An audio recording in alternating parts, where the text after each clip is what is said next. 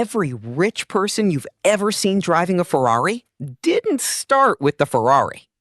They bought something boring first, something that made them money every single month, and that boring thing is what paid for the car. Meanwhile, the guy who bought the car first, he's still paying it off.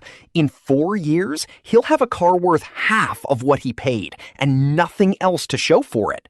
Here's the trap almost everyone falls into. You get your first real paycheck, and the first thing you think is, I earned this. I deserve something nice. By the end of this video, you're going to know exactly what order to buy things in, and it's going to change how you think about every purchase you make for the rest of your life. So you buy the watch, the car, the bag, and every single one of those things starts losing value the moment you own it. And the wild part? This isn't a secret rich people are hiding from you. It's literally the opposite of what feels natural, which is exactly why most people never do it. Nobody's saying don't ever buy nice things. That's not what this is. The problem is the order. You bought the reward before you built the machine that was supposed to pay for it. Robert Kiyosaki said something back in 1997 that still holds up today. The rich buy luxuries last. The poor and middle class buy them first. He wasn't talking about how much money you make. He was talking about what you do with it. Let's make this dead simple, because most people were never actually taught this. An asset is anything that puts money into your pocket without you trading your time for it. A liability is anything that takes money out of your pocket every single month, whether you use it or not. That's it. That's the whole definition.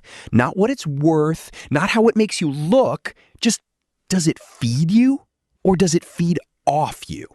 Your house, if you live in it, is not an asset. It doesn't pay you, it costs you. Mortgage, insurance, repairs.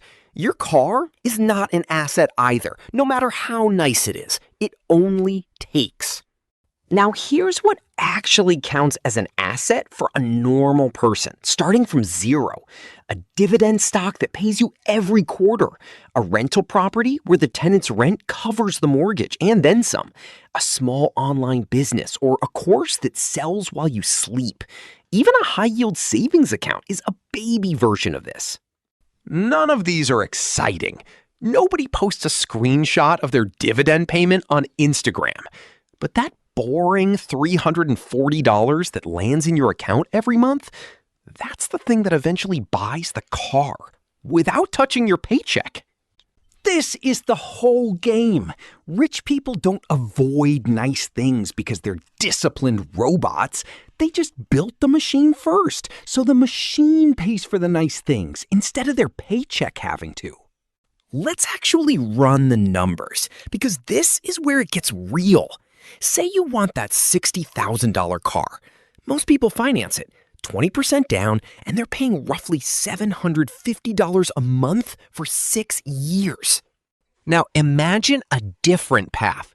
Instead of that $750 a month going to a car payment, it goes into index funds, averaging a historical 8 to 10% a year.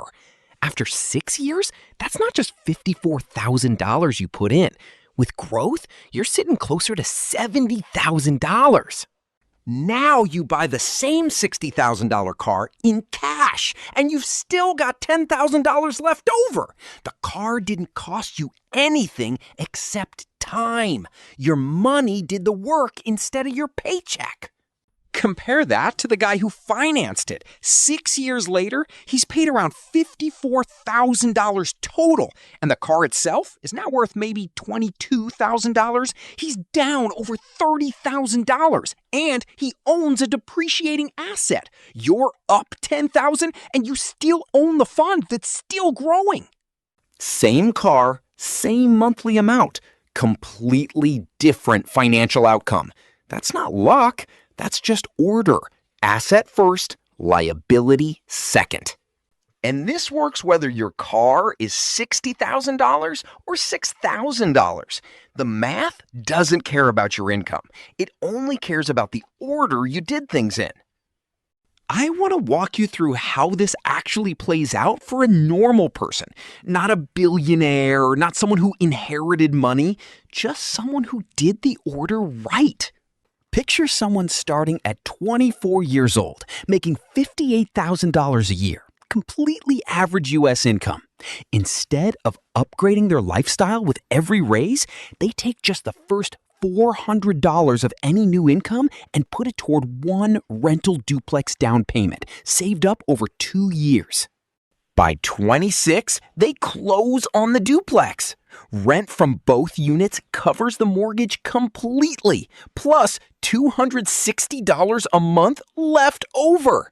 That $260 doesn't go to a vacation, it goes into an index fund. By 30, 4 years later, the fund has grown, the property has appreciated, and now they have 2 income streams that were never touched by their actual job. That's the year they finally buy the nicer car in cash. Compare that to a friend who makes the exact same salary, but upgrades their car and apartment every time they get a raise. By 30, that friend has nicer stuff today and almost nothing that pays them tomorrow. Now here's the part almost nobody talks about. Even if you understand all of this, there's one mistake that still traps smart, disciplined people. Same starting income, same 6 years. One of them built a machine. The other one just decorated their life. And 10 years from now, only one of them is still getting richer while they sleep. They build the asset, and then they never actually enjoy the reward. They keep pushing the finish line. First, it's once I hit $10,000 in dividends. Then it's $50,000. Then it's just one more property. They confuse the machine with the goal. The whole point of building the asset was never to hoard it forever. It was so that one day the nice things stop feeling risky. If you never let the machine pay for anything, you didn't win the game. You just built a really elaborate way to say no to yourself. So here's the actual rule, and it's simpler than you think. Before you buy something that loses value, ask if you already own something that makes money to cover it. If yes, buy it and don't feel guilty. If no, that's your answer too. That one question is the entire lesson of this video. If you take one thing from this video, take this. It was never about being rich enough to afford nice things. It's about the order you go in. Machine first, reward second. Here's your actual homework. Tonight, write down the one thing you've been wanting to buy that loses value the second you own it. Then, write down what it would take, realistically, to own something that pays for it first. That's it. That's the whole exercise.